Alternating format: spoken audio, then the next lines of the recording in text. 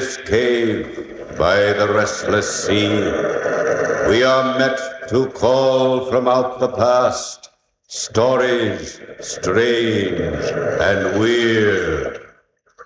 Bellkeeper, toll the bell, so all may know we are gathered again in the soul of Detroit.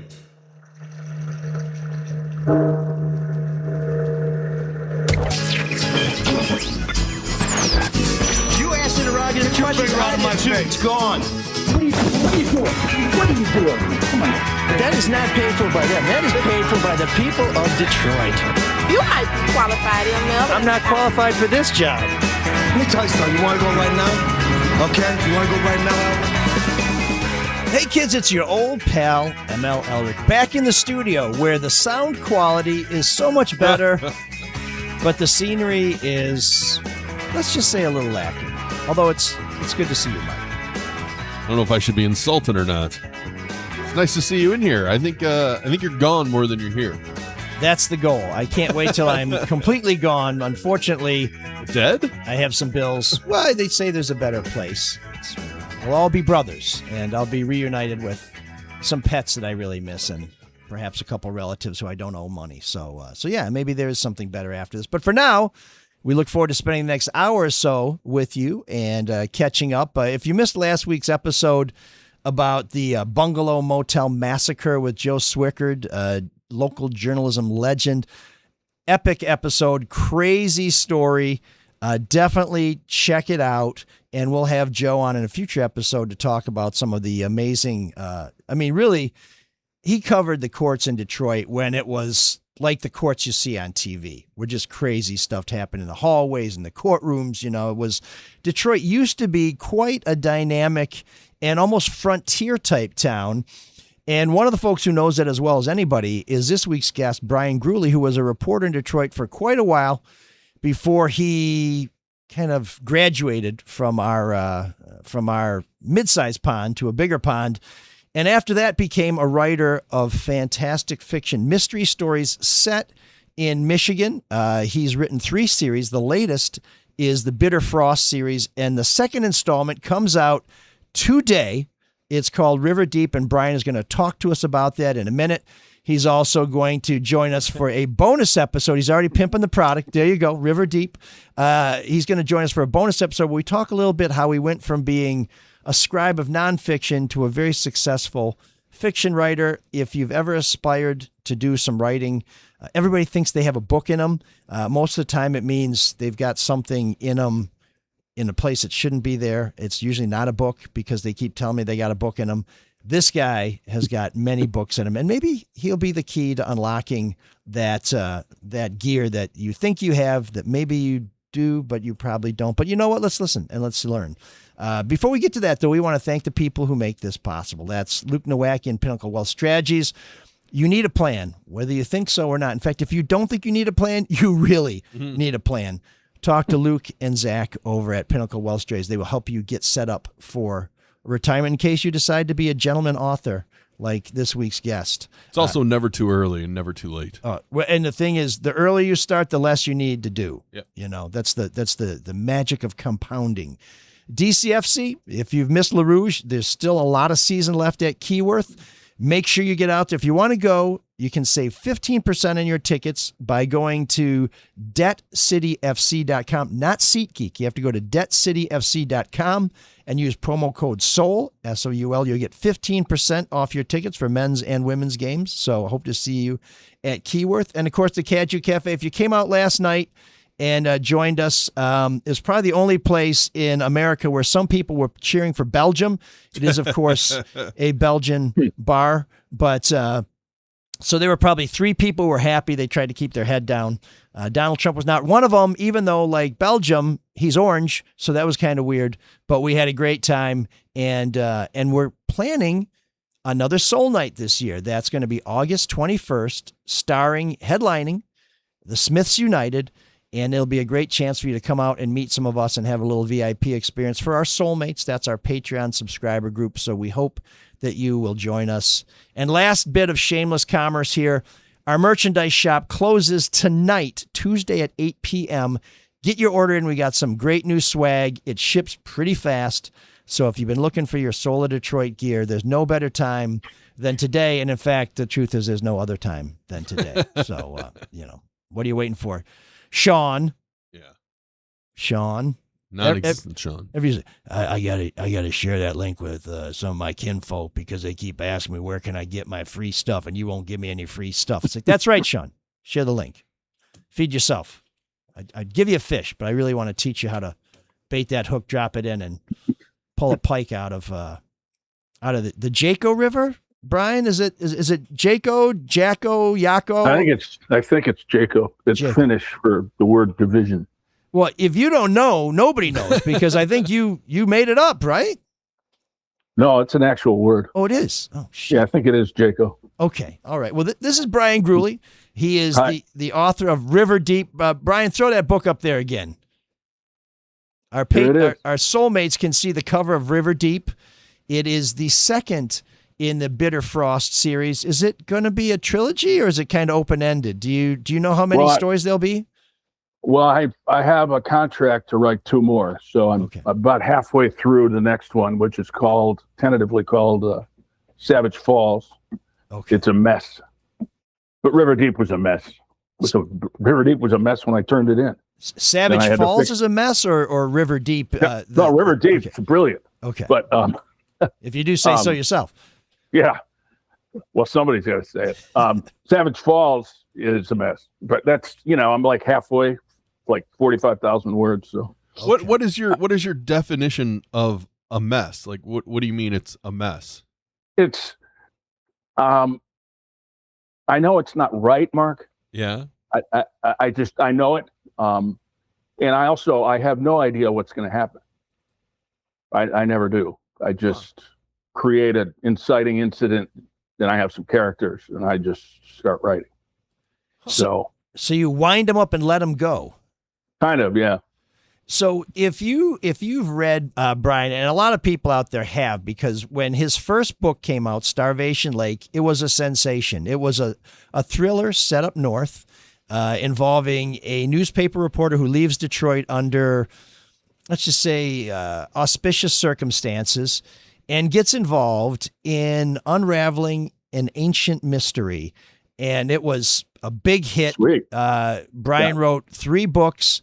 Then he transitioned to another series, and then he transitioned to Bitterfrost. And Bitterfrost was, I just read it when I was up at Burt Lake. It involves a former hockey enforcer who gets involved in a situation that will seem very familiar to those of you who cover pro hockey. And I don't want to be a spoiler here, but who are familiar with the career of Detroit's own Todd Bertuzzi. At least he ended his career in Detroit.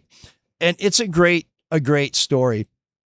And today, River Deep comes out. It is the second in the Bitterfrost series. And Bryan, the way, boy, here's a spoiler. How do I get to, is our lawyer friend the protagonist in River Deep? Devin Payne. Yeah. Can I say that? Can I say anything about her without totally ruining the end of Bitterfrost? Go ahead. Okay, I'm getting licensed. I have permission here, so anybody who wants to bitch at me, still read the book. At the end, okay, this doesn't really. At the end of Bitterfrost, the last page is one of the protagonists saying to the lead character, "Don't leave." And in River Deep, I guess we have her answer. She stays. So well, she doesn't stay. She actually goes. She goes to Hamtramck for. Oh, so she did go to Hamtramck for several months. Yeah. Okay. And it didn't work out.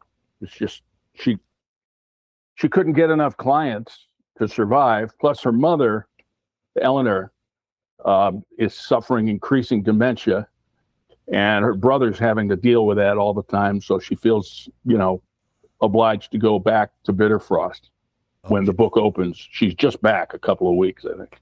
Okay. And she is working for the prosecutor. Oh. Which is unusual for Devin because she's a defense attorney normally. Yeah, she was kind of. There's lots of twists in her life. So in Bitterfrost, she took on lots of lost causes, and won them, including a case that she wishes she hadn't won, and then got burned out coming back to her hometown, took off for the big city, which in her mind was Hamtramck, which I guess tells you how small Bitterfrost is. Yeah. And well, she had an experience in Hamtramck in the Bitterfrost book, and she just liked it. I like it. I visited there a few times for stories and just for fun.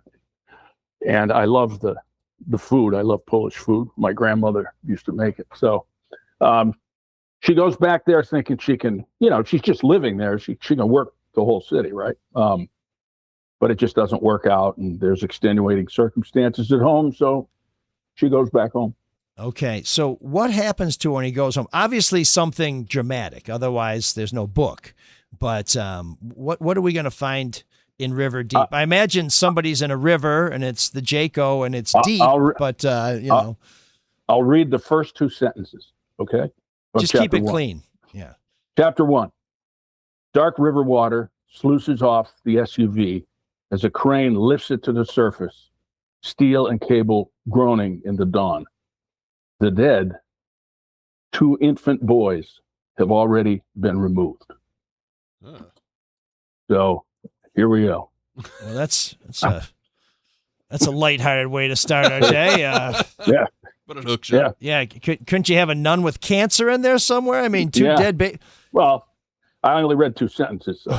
Okay, it gets better. Okay, good. Is that makes me think of it, Suzanne Smith in South Carolina who drove her kids into the, or could it be or Larry DeLisle or the DeLisles? Yeah, this was, as I say in the acknowledgement, this book was inspired, if that's the right word, probably isn't, but by the DeLisle case. Oh, wow. 1989. Yeah. He drove his wife and their 4 young children into the Detroit River, underwent a grueling interrogation by the police, and supposedly confessed. The alleged confession, was leaked to the media, making a mess of the courtroom case. Mm-hmm. And, I read it at the time. I was working for the news in Washington, so I was reading my colleagues' coverage. Then I forgot about it. And then some years later, I ran across a chapter in a Michigan murder anthology written by, I believe, Tom Carr. And I read about it again. And so I made notes on it, and I stuck it in a file I keep for possible novel ideas, and returned to it when I was trying to think of a sequel to Bitterfrost. And what interested me really was this so-called confession. And so I read everything I could on that, in particular, all the appellate briefs that DeLisle filed as recently as, I think, 2020, trying to get that sentence commuted. And my gut said to me, maybe DeLisle wasn't the only bad guy in this story. And so I kind of started from there, but in River Deep, the alleged culprit is a woman named Catriona Delaney, and she has 2 8-month-old boys, twins, Liam and Logan. And she is going to cross paths with Devin Payne. The Paynes and the Delaneys are the 2 most prominent families in Bitterfrost. And they had a rather nasty confrontation in the first book. So Catriona is not a fan of Devin, and Devin's not in love with her, but they end up crossing paths in a very intense way, and it's really the central relationship of River Deep. Well, in Bitterfrost, at the end, Catriona, and I don't think this is a spoiler either, because they are, as you said, the Hatfields and the McCoys of northern Michigan, basically says, you'll see me again and you'll be sorry about it. And that's right. It sounds like that was a prophecy that came true. The DeLisle case was a fascinating one. They were a family, sort of a very blue-collar family, kind of struggling. Larry had a wife who he didn't seem to be enchanted with. He had 4 kids. They had a station wagon. It looked like the Griswold station wagon from Vacation. It was a station wagon. I believe his dad had committed suicide. Oh, geez. That's correct. I forgot about that, Mark, but yes. Like a year or 2 years earlier. Yeah. So he got a deal on it. And he drove it into the river. The 4 kids all drowned. He and his wife got out. And as I recall, the wife steadfastly stood by him the whole time. She was kind of a sad sack type, and as he was, and took tons of abuse from people saying, how could you stand by this guy who tried to kill you? And I don't remember whether she ended up flipping on him or not. She did later, but much later though. But like in one of his appeals, I think it was in the 2000 teens, she said no, he's guilty. Yeah, and if I recall, the whole issue was the accelerator stuck. Yeah, he cramped was his excuse. And that's what he said. And of course, the cops didn't buy it. And again, I'm racking my memory because at that time I was at Michigan State, and I think I remember hearing about this at some diner when I was hungover. So my recall is not 100%. But I think this was handled by one of the smaller suburban police departments, wasn't it? Somebody downriver, maybe? Probably Wyandotte. Yeah. Yeah. So, but Detroit was involved for some reason. I don't know. I don't remember why. But. Yeah, they probably pulled him out of the drink. River, yeah. The guy who covered it for the news was my fellow hockey player, Jim Mitzelfeld. Jim later won a Pulitzer Prize for exposing a slush fund in the Michigan legislature that one of the parties was using to reward friends. And then he went on to become a prosecutor chasing consumer fraud for the Justice Department. So I named the district judge in River Deep, uses Jim's surname, Mitzelfeld. And we were talking last year, and unfortunately, Jim died early this year of cancer. Oh, great guy. Yeah, I knew Jim a little bit. He was a terrific guy. Like all feds, once he became a fed, he became a shitty source. I was like, wow, former reporter working for the feds. I should just back up the Brinks truck. No, they all take this vow of silence. He was very professional. Exactly. But I ran into him about 10 years ago at the centennial celebration for the Pulitzer Prizes, and we were just talking about it. And he said, he had just, I think, done a true crime show, and he was saying, I think Larry DeLisle was innocent. And I was like, whatever, dude, but he, I think, did interviews or either worked as a behind the scenes producer on this show. And he's like, yeah, I think Larry didn't do it. I'm like, how could he have not done it? I mean, I think Jim was actually interviewed on Dateline did a piece on DeLisle, which I watched, and it was fun. I lifted stuff from that and from the actual confession, for various pieces of River Deep. Well, it's public domain stuff, so sure. And we'll get into this in the bonus episode. So okay, there's way more, but one of the things I want to touch on, and one of the things that I really enjoy reading your books is kind of playing the game of what really happened. So if I were to write a mystery, and someday I hope I will, but I don't know if I have it in me. The Manoogian Mansion party would have happened. Okay, I would take Kwame Kilpatrick and I'd turn him into something like, Swami Fitzpatrick. And there would have been a party at the Manoogian Mansion where his wife came home and beat a stripper to death and all that other stuff. You take these events that people who pay attention to the news, it kind of is an echo. You're sort of like, I think I know what this is. And you build a world where these things happen maybe not as they really did, and they become key points in the whole story. And so the books are really well written. They're really fun. And they also make you think like, wait a minute, where do I know this from? I mean, it's sort of like the game within the game, it's one of the things I like the best. And I think Bryan is a genius, but Shakespeare did this too. There really was a Danish prince who couldn't make up his mind and had a wife, mother who was kind of a whore and a bad stepdad and a dramatic girlfriend. He wasn't named Hamlet. That's kind of, this is a time honored tradition, but I didn't realize that you kind of have a file of let me see, what am I gonna What am I going to put in Yeah. the next one? Is that crucial to how this works? I mean, is there anything in the books where you're like, you know what? This is just completely from my imagination. Well, Other than the characters.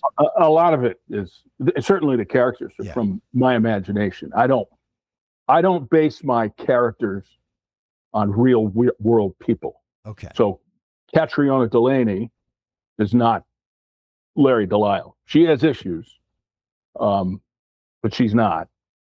And although I will name minor characters and some institutions that aren't crucial after Friends for fun, never with major characters.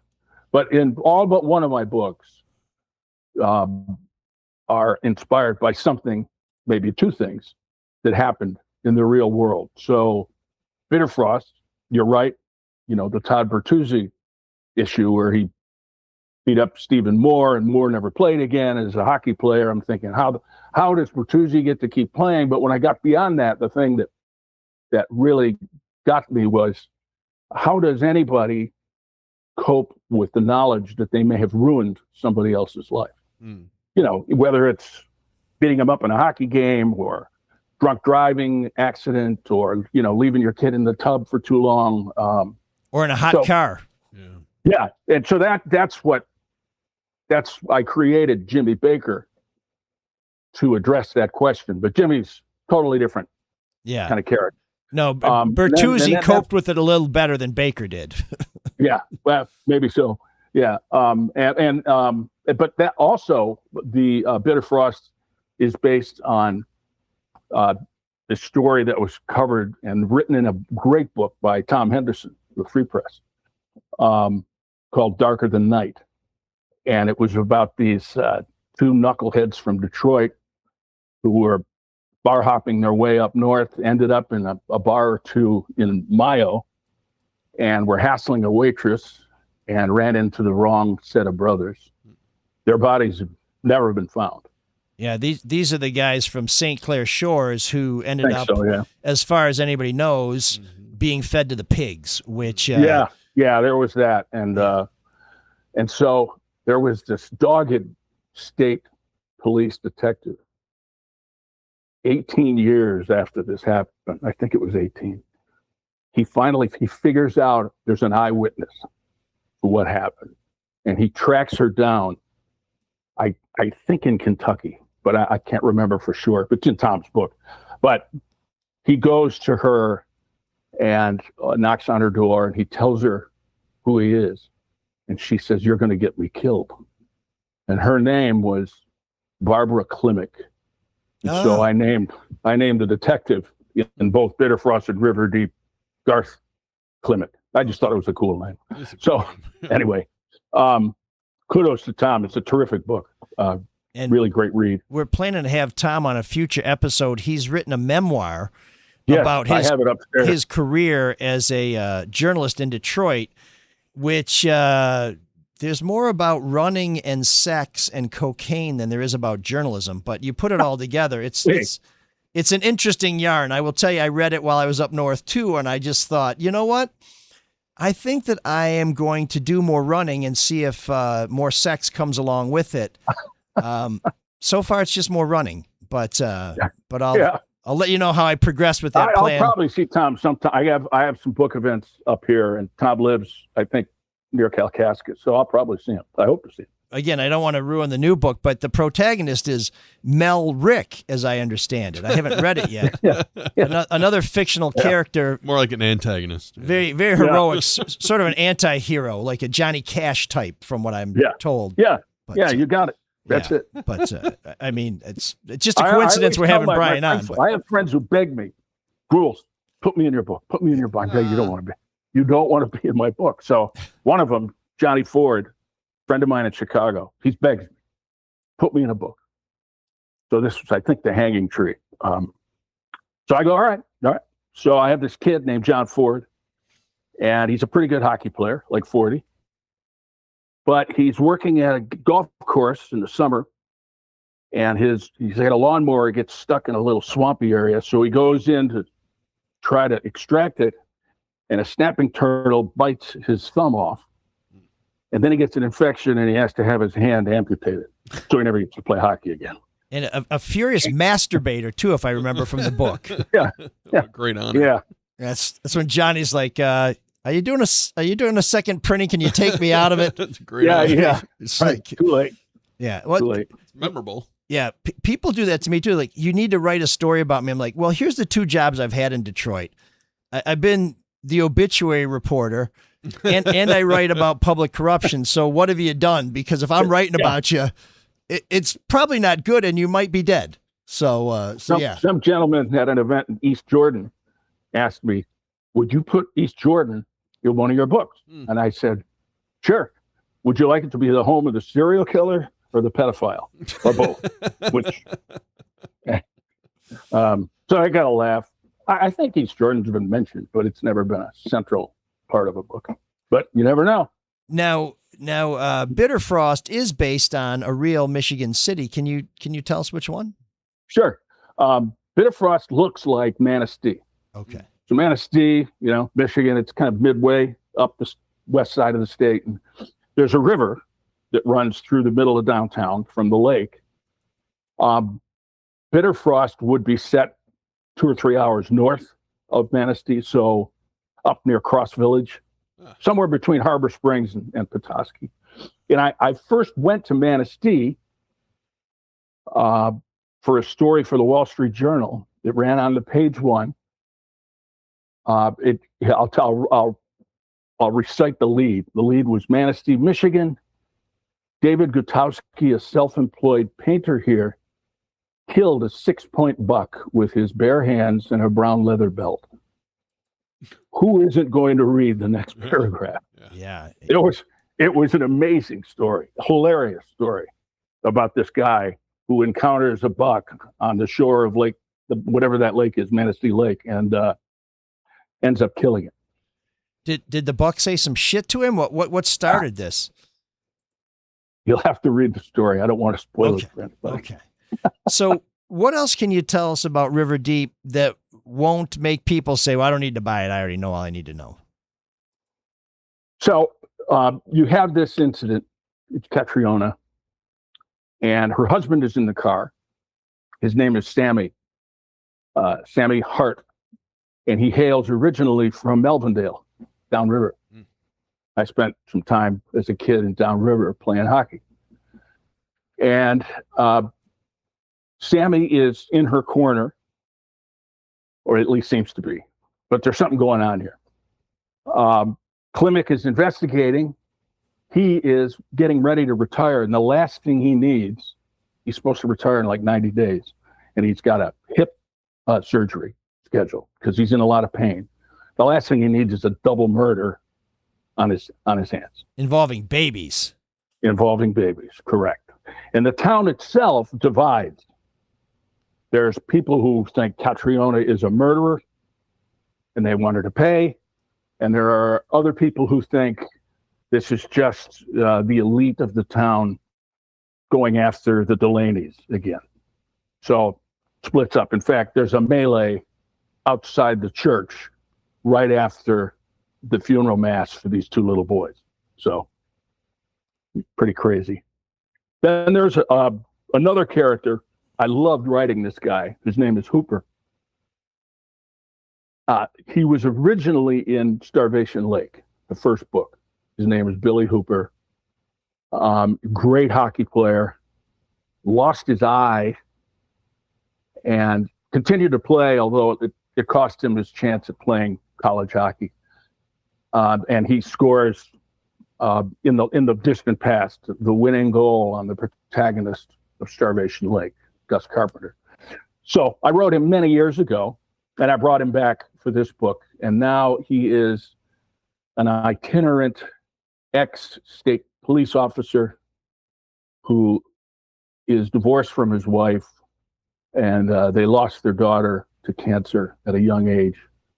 And he just happens to be in Bitterfrost and witnesses the aftermath of the drowning.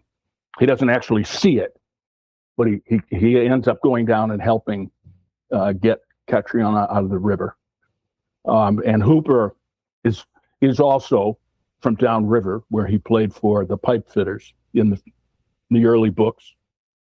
And so this triumvirate of people who are effectively investigating, Devin Payne, the lawyer, Garth Klimek, the detective, and Hooper, in his own way, he's sort of triangulating what's going on here.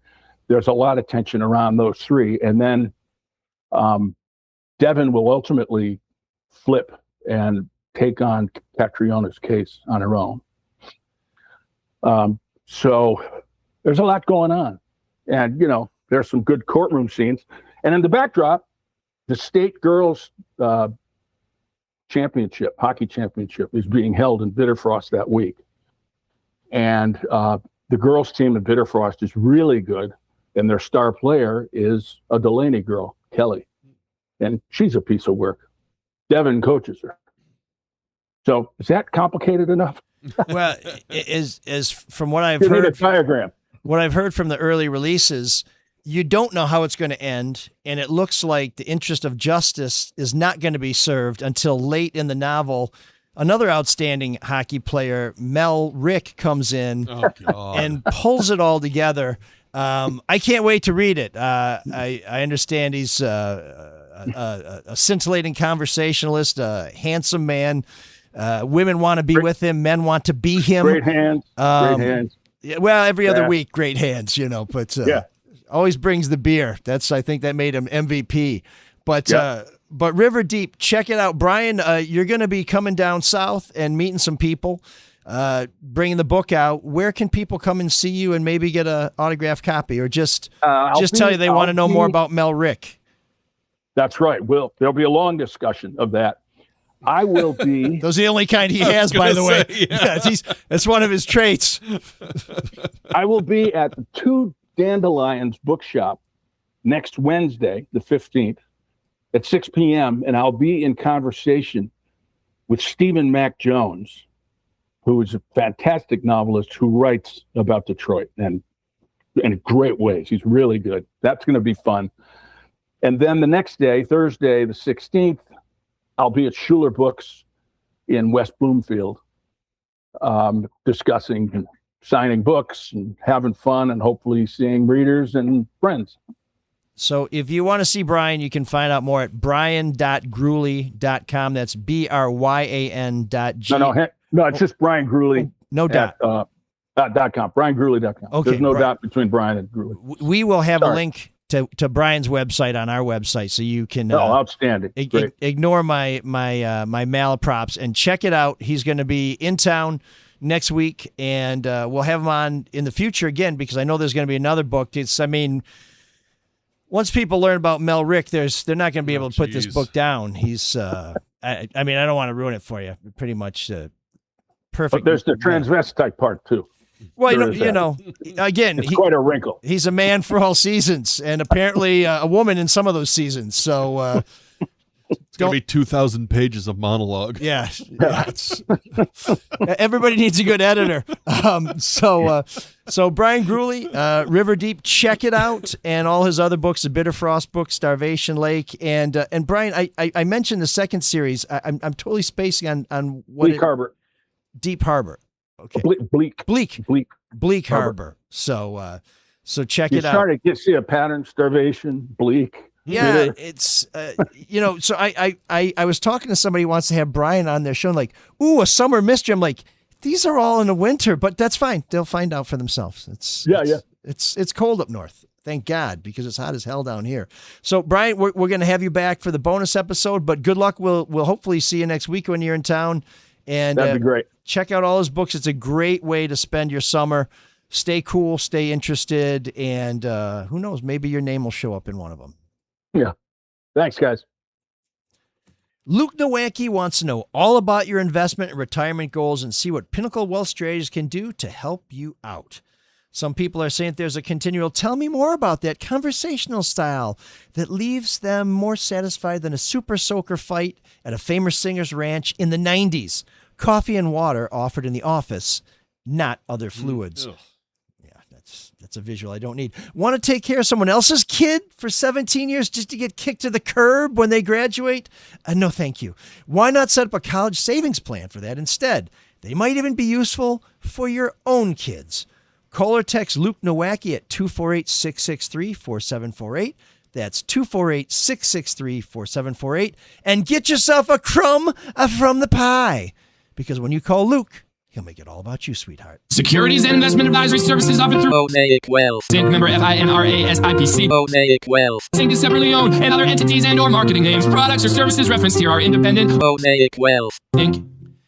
DCFC Le Rouge, your hometown soccer team, finishing up the year in Keyworth. Another year at Keyworth coming up. So for those of you who love going to Hamtramck like Bryan Gruley does, check them out on July 18th at 7 p.m. when the Indy 11 come to Keyworth for DCFC. It's going to be Rouge out. Fans are encouraged to wear their favorite Rouge attire and or purchase something new at the club shop or Capital Park store ahead of the match. Capital Park is right in the heart of downtown. Great. If you go down there, tell Luciano I said hello.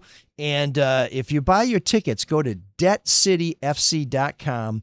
When you check out, promo code SOUL will get you 15% off your tickets. DCFC is undefeated at home in league competition. And recently, Ben Morris scored a milestone. It was his 100th appearance for DCFC, which makes him a city centurion. That's pretty rarefied air. He made a season debut in May after recovering from an ACL injury. And we also have a couple milestones on the other end of the spectrum. First goals of the season for Rio Hope Gund and Morris and Ben as well in their road win against the Birmingham Legion. So big doings. Team's looking good. They are currently sitting third in the East. So come on out, cheer on Le Rouge. You can watch them on Saturday the 11th. They'll be at Fort Wayne, but then come home for the 18th with the Indy 11 coming to Keyworth. Let's go Le Rouge City till I die. And maybe till Mark dies or gets killed by somebody in one of Brian's books. Yeah, sounds about right. Oh man, the geeks have inherited the earth. Did I do that? What a dork. Does him wanting to play with us again mean that he's turning into a geek, or we're turning into cool guys? Well, everybody loves fireworks, right?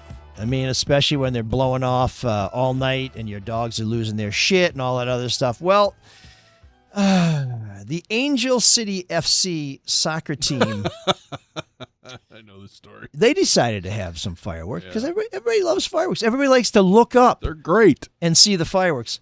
What they don't like is to look over and see the fireworks flying into the stands, and that's what happened. Sparks literally flew after a recent Angel City FC home game against the Orlando Pride when a post-game fireworks show malfunctioned. The Athletic says that the pitch was enveloped in smoke and projectiles flew into the stands while fans were watching, saying, what's going on in all that smoke? And then, holy shit, here it comes. Unbelievable. There was an announced crowd of 13,900 who watched the kickoff of the second half of the NWSL season.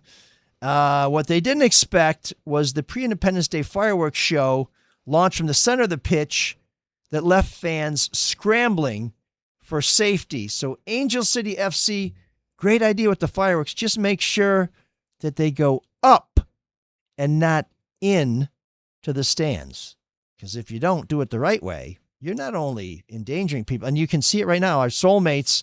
Look at that. That is, wow. That's great. Everyone's fine, right?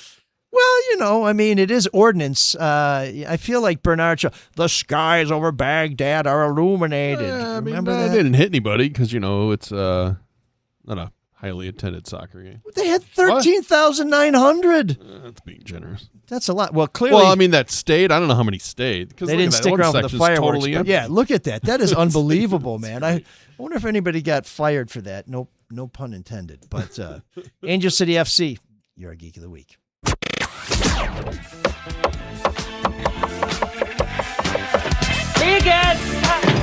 There's an all-night party in room 7609.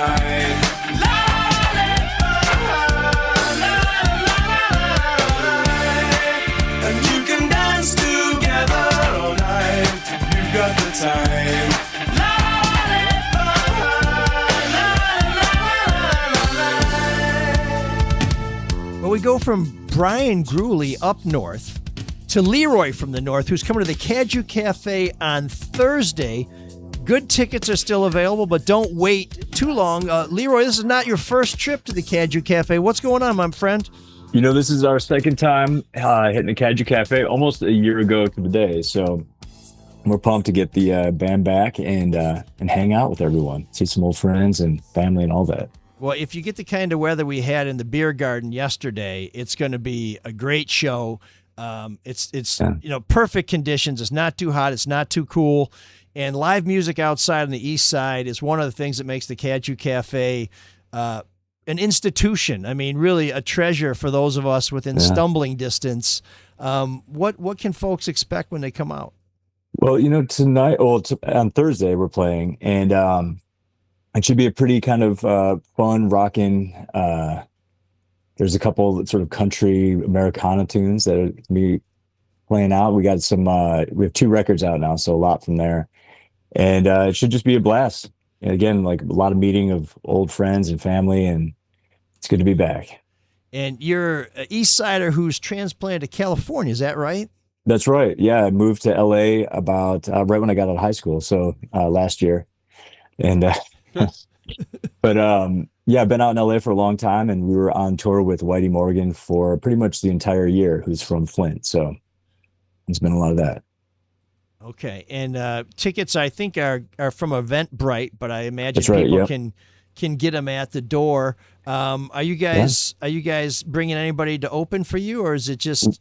I think it's going to be just us for the night. We start roughly around 7:30, and then we got a couple sets, and it should be pretty cool. And you can get the tickets too at LeroyFromTheNorth.com, which if that's easier, there's a link to that Eventbrite site as well. Okay, and are you going to be hitting any other spots while you're in Michigan, or is this a one-off? We're going to do one more up in sort of northern Michigan in like Harbor Springs area on Friday. So it's going to be a Thursday at Caju, and then there it is. Yeah. Okay. When we get to July, there's July. Yeah. So that's July 9th. Yep. Detroit, Michigan, Caju Cafe. And then Laguna Beach. So you're heading back to California right after this. Right after, yeah, it's going to be a pretty hectic little run, and then we got some new music coming out, and a couple more runs in August. So yeah. Okay, so if you know Leroy from the North, catch him while they're in town. Let me tell you something: the Caju's a lot closer than Harbor Springs. That's right. Yes, great place. The sound is good. The venue's terrific. And if you haven't seen these guys in a while, or maybe you went to high school together. That's right. You graduated last year. It was a long year. That's right. Yeah. Class of 2000. I remember that. You had the brush cut. You were clean shaven. That's right. Yeah. This came overnight. I just grew this on the plane. People thought you were doing ROTC. I guess they got that one wrong. Yeah, but it seems to be working out pretty well. I'm trying. Okay, cool. That's Leroy from the North. It's going to be at the Caju Cafe. Get your tickets. You can go to cajucafe.com to find out more about it, or go to Leroy from the North to get your tickets and find out about these next shows and to find out everything that the band's up to. Hey, thanks for zooming in and joining us. We hope to see you on Thursday. Thank you. I appreciate it. Okay, take care. Yeah, you too. Thank you. Yeah, we got some catching up to while I was up north. We had a challenge from one of our listeners saying, hey, wouldn't it be great if people send in their favorite live versions of a tune? And Bob says, kind of a technicality. This is Mark may give me a hard time here because he loves Radiohead. Mm-hmm. And this is a cover. So it is a cover. It is a live version because they play it live, but it's not like live like at the Budokan or something. This is live at probably some place in, where's Radiohead from? Manchester? England? I don't know where. Okay. So it's live from... one of my favorite bands. I don't know where they're from. It's live from David Gilmour's houseboat on the Thames. It's Radiohead playing Ceremony by Joy Division.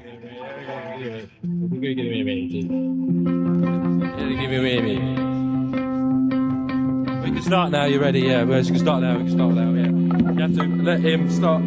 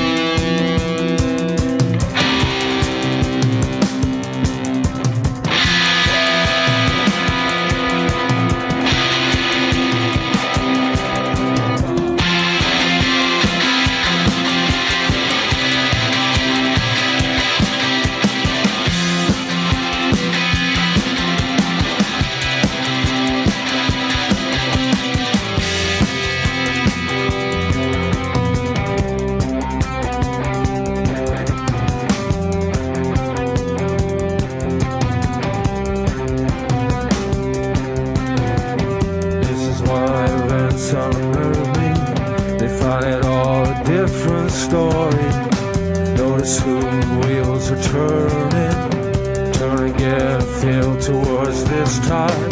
Or she has the strength to hold me. Then again, the same old story. Oh, travel oh so quickly.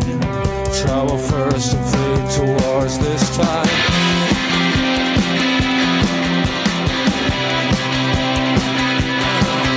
I break them down, no mercy shown.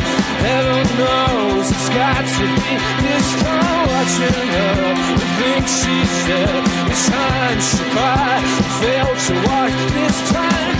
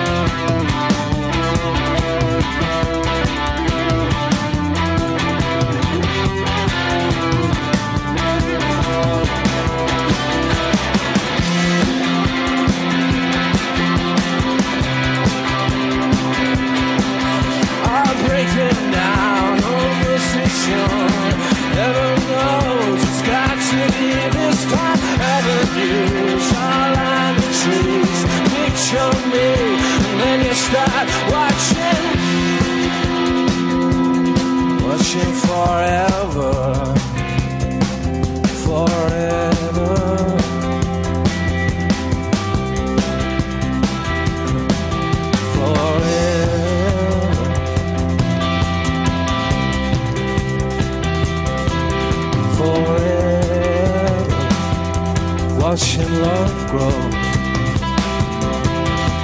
forever. Watching love grow forever. Watching love grow forever.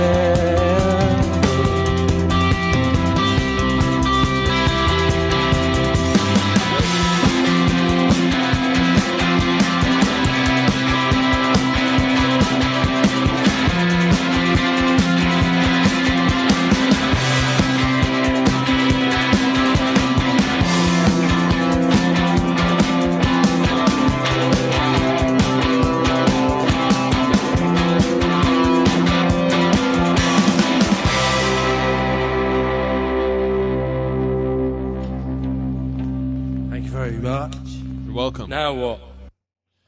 How about doing that Smiths cover tune again? That's one of my favorite Radiohead tunes of all time. I didn't. What did they cover from the Smiths? I don't even remember. Headmaster Ritual, maybe. That one ceremony. That's pretty true to the original. Yeah, I mean, they didn't Radiohead it up much. No, but I mean, it's good. I like it. Yeah, no, it was very good. And Bernard Sumner is one of those guys that makes me think, you know what? I think I could sing. Because I don't think he really sings. He just kind of so that was great. So we are taking the challenge, or we issue the challenge to you, I guess, to send in your favorite live versions of a song that are better than the studio version. They could be a cover tune, it could be original, whatever. Olivia Kim and Mike Johnston have got some suggestions that we're going to be getting to in future episodes. Keep those suggestions coming to mlsoulofdetroit@gmail.com. Hopefully Sean will be back with us in studio next week to piss all over them, because he's what he does best. He's such a troublemaker. But we hope Sean and Erica will be back with us soon. We just finished wrapping up our bonus episode with Bryan Gruley. That should post soon, so look out for that. And this is a good time for us to thank our soulmates. We do have a new soulmate. Joe Swickert, who was on the show last week, is our latest soulmate. He was, That's a good way to do this. Let's just invite guests on, and then they become soulmates. So. Yeah, so one at a time. So please buy River Deep by Bryan Gruley and tell him, hey, go to the book signing and say, hey, Bryan, it'd be really cool if you're a soulmate. Good move. Get that $5 out of one way or the other. We should have 1,000 guests on next week. Wait, do you think Drew will let us have the studio that long? I mean, I'm waiting for Brandon to walk in any minute. So. No, he's been outside for the last hour and a half, waiting for you. Who's Drew Lane? I mean, I'm ML Elric. Come on. No, okay. This is where we, somewhere Sean is Are in you bed purposely going slower now? Sean is in bed going like, hey, you ain't nothing. That's my He's job. not listening. It's my job to try and keep you in check. You're fixing to whatever. And Sean's rolling on beans somewhere, but or maybe he's trying to find some. He's trying to find some clothes for that demented gal he used to hang out with. Isgarez, the love of his life. Still keeps in touch with. No, the love of his life was taken away from him at the University of North Texas by the deaf guy. That's right. I forgot about that. If his girlfriend was deaf, they'd probably still be together. Or blind. What's going on? Okay. Anyways, Sean, get your ass back here so you can counterpunch. We also love to get your feedback. You can write to us at mlsoulofdetroit@gmail.com. A couple weeks ago, we're playing a little catch up here. Robert wrote, Elric, best wishes to your family for your sweet daughter's engagement. Thank you very much. When you shared the news, you mentioned a top of mind concern in many listeners' families. A lot of us with kids and grandkids are paying a premium for smaller, tight-knit private colleges. For example, Hope College, Hillsdale, Loyola, Dayton, Pepperdine, Wake Forest, because larger than ever public universities seem so big, so cold, party and sports centric, and run by corrupt administrations who couldn't care less about our teens they're entrusted with. If you can, share how your daughter met the future doctor at State, or maybe they knew each other prior via Catholic school. Cheers, and God bless, Bob. Well, by the way, that's really funny. That's one of the reasons I wanted to go to Michigan, because I went to small Catholic schools my whole life. I'm like, I want a giant experience, but there's colleges within a university that make it smaller and smaller. I mean, you can make it as big or as small as I think as you want it to be. And that's exactly so. I went to a big high school, Grosse Pointe South, 1,600 kids in total. There were over 400 kids in my graduating class. I hated it. I couldn't wait to get out of there, and I wanted to be someplace where I could just kind of, do whatever. And I went there mainly because of the journalism program, and because the first time I was on campus, it was the spring, and people were out sunbathing, and I was like, okay, I think I'd like to come back here. I had no idea there's so many blonde people in Michigan. It was amazing. But I tell this to people all the time who are concerned about going to a big university in Michigan, Michigan State, Central, Western, Eastern. These are huge colleges.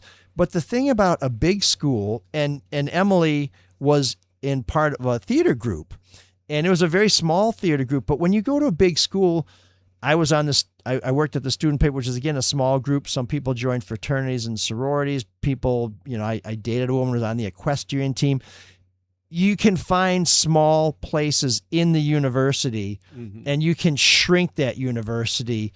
And if you were somebody like me who went to a big high school and kind of felt like a complete dork, maybe you can find a bunch of other dorks to hang out with. You can, maybe something happens to you that's embarrassing and you don't want to face your classmates. Well, when there's 40,000 classmates, the odds that you'll face the same person twice can be very small if you don't want to run into them. And so I think it's akin to like, who would want to live in a giant major city? It seems like there's too many people and they're all different, but there's neighborhoods, right? I mean, you can always find what you want to find. Yeah, absolutely. I mean, I live in East English Village, and we're going to get those morning ciders, But I mean, this is, big schools, big opportunities. And, Bryan Gruley lives up north now, and I keep thinking, boy, I'd love to live up north. I'm not interested. I'm not interested in going where it's hot. I do love northern Michigan, but then I think of things like, well, then I'm not going to go to DCFC. I won't see concerts. That's funny you say. When we were up north, my wife Julie said to her dad, she goes, "Could you ever see living up there? Because you got a little cabin up there." And he goes, "Yeah." He goes, "But I get they're up northern part of the metro area anyway, where there's not that many people." So he's like, "Yeah." And I just said to her, "So why didn't you ask me?" And she goes, "Oh, because I know." I'm like, "Yeah, I need to be in a big area with lots of things going on." I like being around people, though. Yeah, I lived in Concord, New Hampshire, and I feel like I dated every single woman in Concord, New Hampshire, both of them. And a small town can be very lonely, even though you run into the same people all the time. Although, I don't know if I've told this story before, but one of my colleagues, we at the Concord Monitor, we had to review, entertainment things from time to time. And he reviewed an appearance by this guy who's still around named Odds Bodkin. And what he did is he dressed up like a minstrel, and he would do arty things and appear at schools. And I think he made his living by getting grants and stuff like that. And he seemed like a fairly, benign fellow, but he's one of these guys, whenever you saw him, he had the little pointed beard and everything. And my colleague was at the local grocery store, and he ran into Odds Bodkin, who said, well, I read your review of my most recent engagement, and you described it as cartoonish, and I found that to be offensive. It's nice bringing that up in a cartoonish way. Yeah, it's like, well, your name is Odds Bodkin, and you dress like a minstrel. That sounds like the definition of cartoonist to me. But the issue is, there's the beard. Look at Odds. See that it pays. It pays to be a soulmate. Seems cartoonish. But yeah, no. And he was, he was kind of always in character. But that's the thing about living in a small town. It can be really small. And when you start writing about people, oh boy, they run into you. There's no place to hide. So big university, that's an advantage. It's whatever works for the individual. Yeah. And in terms of how Emily and Noah met, they had a mutual friend, and they, Bob mentioned Sports Centric. The house where Emily lived became kind of a focal point of game day and for social gatherings, and they just kind of ran into each other there and hit it off, and now I'm on the hook for a big wedding. That'd be nice. By the way, people who live in that house now, your rent's about to go up a lot. I mean, you could probably get LCA, have 1,000 people there, just like Taylor and Travis did with Madison Square Garden. Let me pray on that. Yes, so we need more soulmates than ever if we're going to do that. Thanks, Mark. But yeah, so big school, small nothing's school. Too good for your kids. Everybody can find their place. Your kids. Yeah. Not mine. Yeah. In 20 years, we'll talk. But please send us your feedback. Let us know how we're doing. Let us know what's on your mind. We'll be in the studio for a little while, so hopefully we can stay on top of this. Just send it. Same with your suggestions. Room 7609, ML Soul of Detroit @gmail.com. Final hours of our merch sale. Go to mlsoulofdetroit.com to put your order in, and also to find links to our sponsors, to find a link to get that discount on the DCFC tickets, and to find out more about where Bryan Gruley is going to be. So, Mark, it's great to be back in the studio. Good to see you. Yeah, I'm glad you're in here. And I'll be back next week, and then on the road again. That should be a great name for a song. Bane of my existence. All right. Well, think about it over the outro. Over the outro. Oh, yes, because before I go, Cyrus comes to take us out. Can you dig that? Can you dig it? Can you dig it? From the time-worn pages of the past, we have heard the immortal tale, River Deep. Bellkeeper, toll the bell.